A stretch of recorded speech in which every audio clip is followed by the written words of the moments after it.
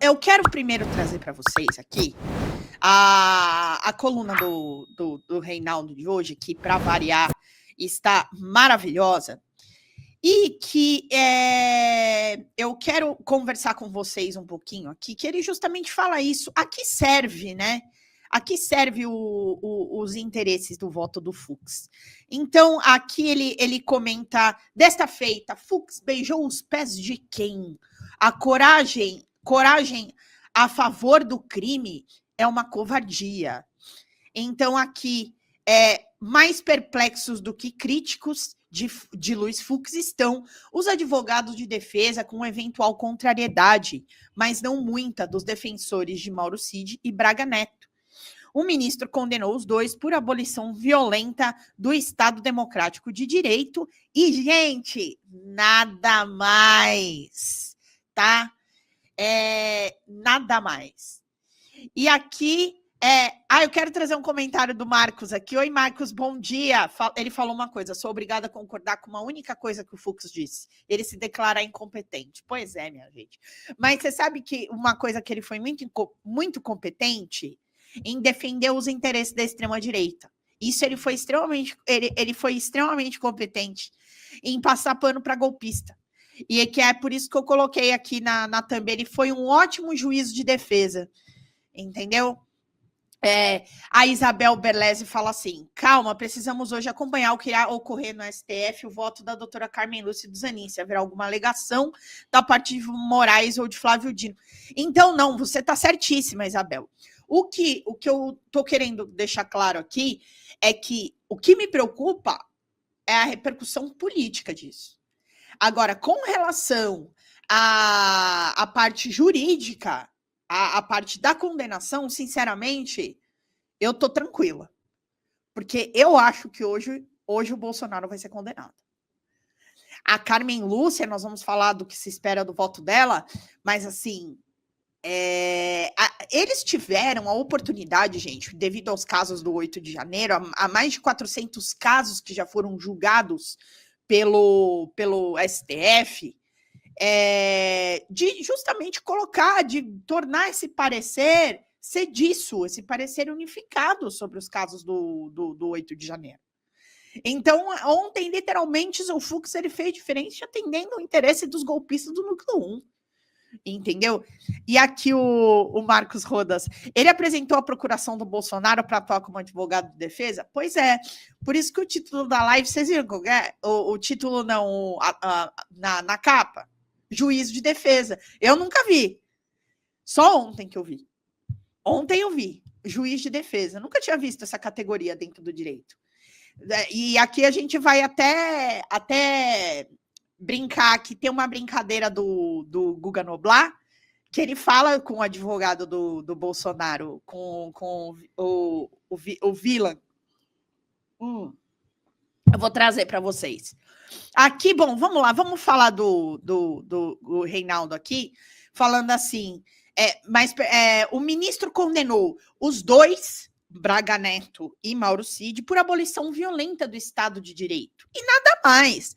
Assim, ficamos sabendo que, por hora, tudo o que se sabe sobre o golpismo não passou de alguma tramóia entre Cid e o general que concorreu a vice na chapa de Jair Bolsonaro.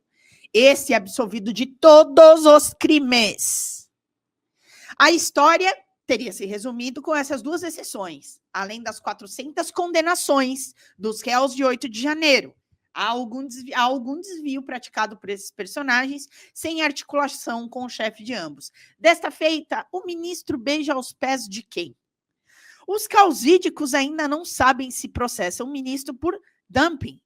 Eles lá cobraram uma fortuna dos encrencados e o ministro do STF oferecer graciosamente seus préstimos de defensor.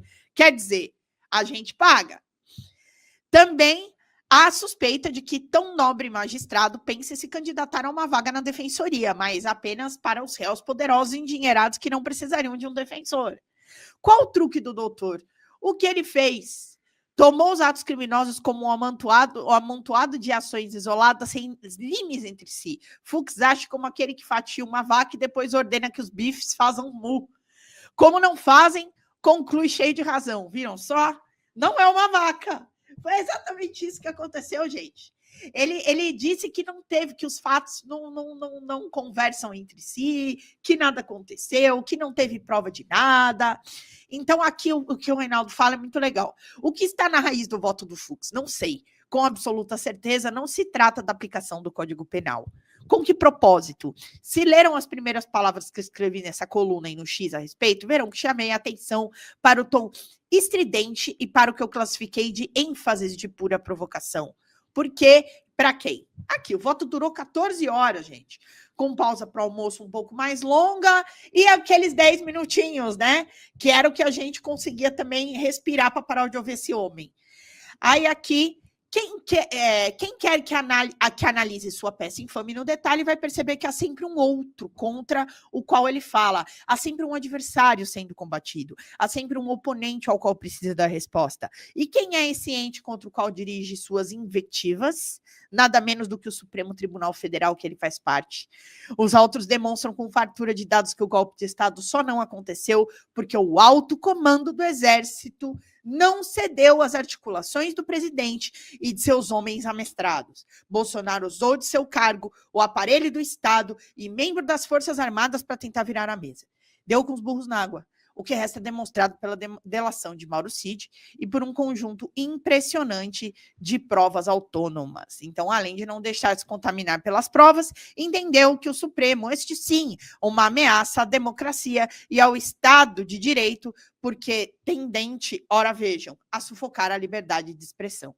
Então, gente, não tem nem o que dizer, né, sobre essa fala aqui. Eu acho que exatamente, ele foi no ponto, né?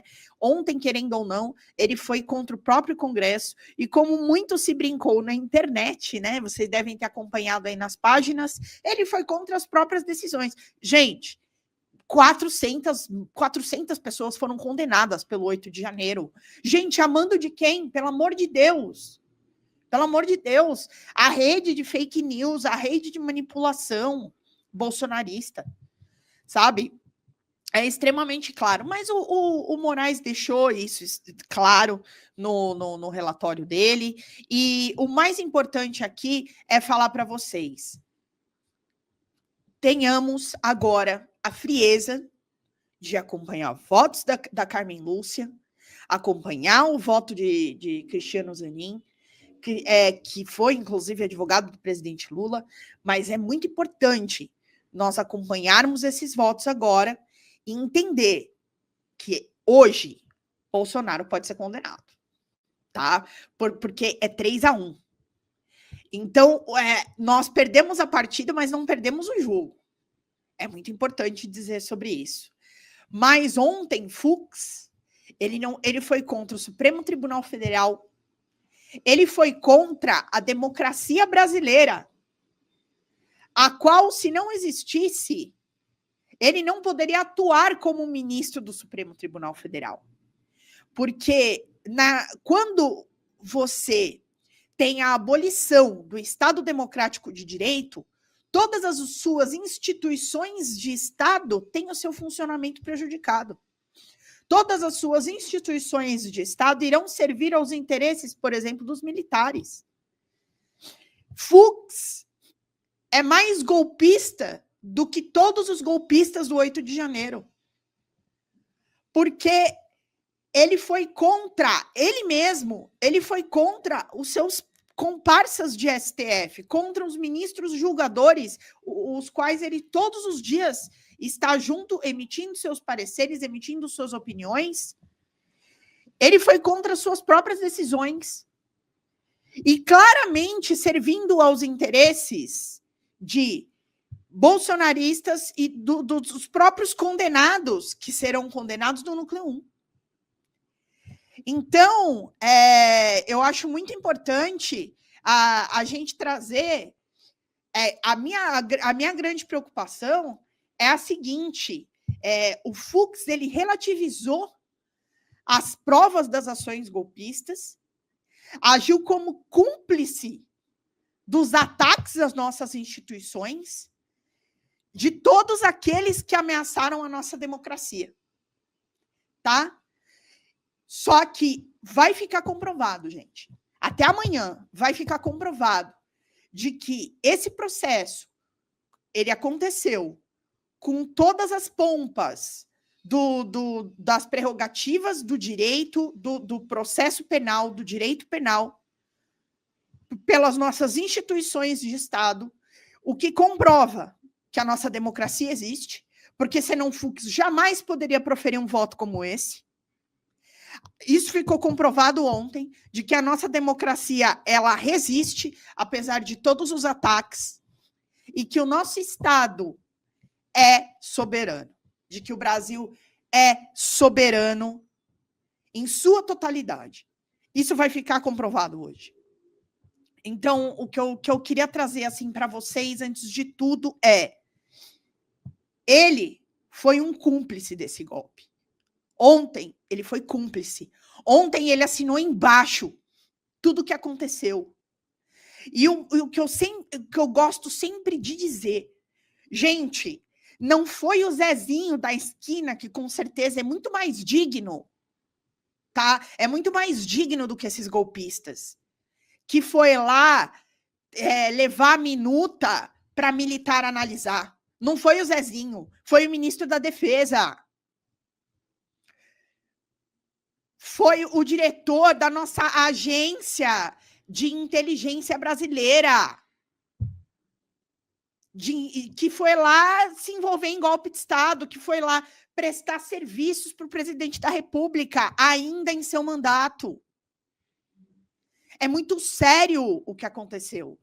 Todas as nossas instituições no governo Bolsonaro estavam voltadas a um golpe de Estado. Um golpe de Estado que iria colocar o Brasil na mão dos militares, e vejam só que irônico, os próprios militares não quiseram, as próprias Forças Armadas não quiseram. Aí eu fico pensando, gente, estava brincando outro dia com um colega meu que eu não falo que é jurista, que é operador do direito como eu, nós somos advogados, somos réis advogados. Eu falei para ele, imagina, se você é militar, se você é general, você acha que você vai querer governar o Brasil, gente? Pensa, olha a loucura que é esse país. Imagina que você, depois da redemocratização, sei lá, como general, tranquilão, recebendo um belo de um salário por mês, depois de toda uma carreira dentro das Forças Armadas, você acha que vocês vão querer parar para governar o Brasil, minha gente? Eu acho que até os meninos falaram assim, eu não quero esse problema para minha cabeça, imagina. Entendeu? Não é nenhuma questão de força democrática. Eu estava brincando com o meu amigo com relação a isso. Mas brincadeiras à parte, para a gente trazer aqui também um pouco de leveza para a nossa conversa, né? Depois de um dia tão difícil como ontem, é isso que eu queria deixar claro para vocês. Quem é cúmplice do golpe é tão golpista quanto eles. É tão golpista quanto eles. Entendeu? Edith Oli, maravilhosa, muito obrigada, minha gata, salgadeira, confeiteira. Gente, se você está em São Paulo, ela é o canal. Ajudem, ela não só nos ajuda, como a gente também divulga, e eu sei que é bom porque já tive a oportunidade de consumir os produtos de Edith Oli, chocolate uma delícia, viu, minha gente? Ó, vamos lá. E é que o Marcos Rodas falou, é muito mais fácil pintar sarjeta. Gente, eu sei que eu faço brincadeiras que são pesadas, mas assim, cara, as Forças Armadas, imagina, vocês acham que é fácil governar esse país? Olha o que o presidente Lula está passando, minha gente. Olha esse congresso que a gente tem. Olha esse congresso. Você acha que é fácil governar o Brasil com Hugo Mota, Davi Alcolumbre, para pautar anistia? Gente, imagina aguentar isso, imagina, eles querem ficar lá, ficar lá, marchando lá, tomando decisão na sala deles e com a carreira ganha, porque não é fácil ser general nesse país. Inclusive, Mauro Cid, eu tenho informações de dentro do Exército Brasileiro, quero deixar um beijo para minha fonte, que é uma querida. Ela sempre fala isso, essa fonte que eu tenho. O Mauro Cid, ele é um deslumbrado, minha gente. Porque ele tinha carreira ganha dentro do Exército Brasileiro, tá? Ele era o 01, como eles costumam dizer. Aquele cara com a conduta ilibada, pronto para virar general como pai. Porque o pai do Mauro Cid, né? Que inclusive tem o mesmo nome do filho, assim, né? O codinome do filho. Ele é um general aí de diversas estrelas do Exército Brasileiro, que inclusive ele estava enrolado naquele negócio das joias dos Estados Unidos, não sei se vocês lembram, e também aquele dinheiro parcelado que a família Bolsonaro ficava trazendo para o Brasil. Vocês lembram dessa história? Era o pai do Mauro Cid. Era o pai do Mauro Cid que estava envolvido, porque é ele que mora nos Estados Unidos.